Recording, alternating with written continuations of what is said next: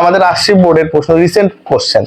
তাহলে তুমি যদি আমার হ্যান্ড নোটটা তোমাদের কাছে থাকে, সমতরণ দিয়ে আমি কিন্তু তীর দিয়ে দেখাচ্ছি এই অঞ্চলের নাম সমতরণ, এখানে এই সূত্র বসবে, সেই অনুযায়ী কিন্তু তুমি সূত্র বসে।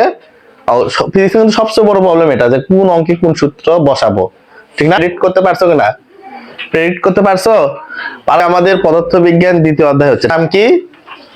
গতি। তাহলে এখানে গতিশীল বস্তু নিয়ে আলোচনা করা হবে, ছিল দেওয়াই ছিল, ঠিক না? বুঝছো? এটা হচ্ছে নিচের দিকে ভাঁজ, এটা সরলরৈখিক, সিডিটা ডিইটা কি উপরের দিকে ভাঁজে। আমাদের এই গ্রাফের নাম কি বাবা?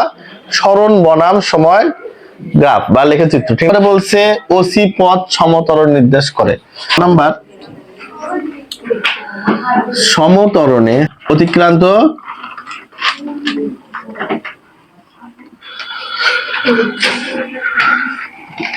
দূরত্ব is equal কি u plus v divided 2 into t।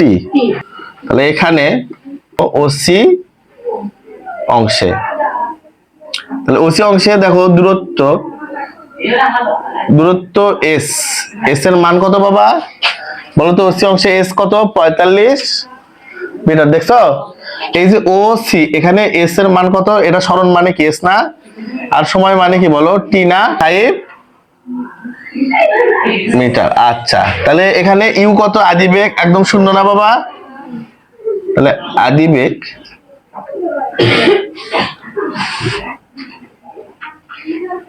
You সমান কত? আচ্ছা 45 মিটার লিখতে হবে, 0 মিটার পার সেকেন্ড। সময়টা লিখে নেই। তাহলে নিচের দিকে, রেখার নিচের দিকে কি বাবা সময় না? তাহলে সময় কি? সময় কত?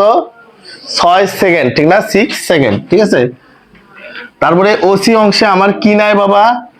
বেগ নাই। বেগ মানে কি? শেষ বেগ, ঠিক না?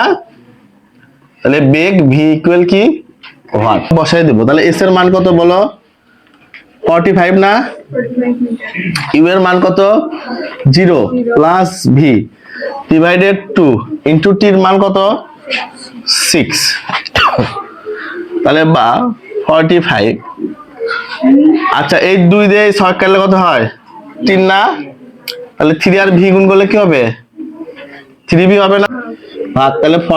তাহলে ভি ইকুয়াল একবারে আমরা লিখতে পারি না? 45 ডিভাইডেড 3 লেখা যাবে না? তাহলে সাইড চেঞ্জ করে নিলাম, ঠিক আছে। তাহলে বা ভি 15 না? 15 মিটার পার সেকেন্ড। বেগের একক কি? Meter per. তাহলে ওসি অংশে গাড়িটির বেগ নির্ণয় করতে বলছে। তাহলে সুতরাং ওসি অংশে গাড়িটির বেগ কত? 15 মিটার পার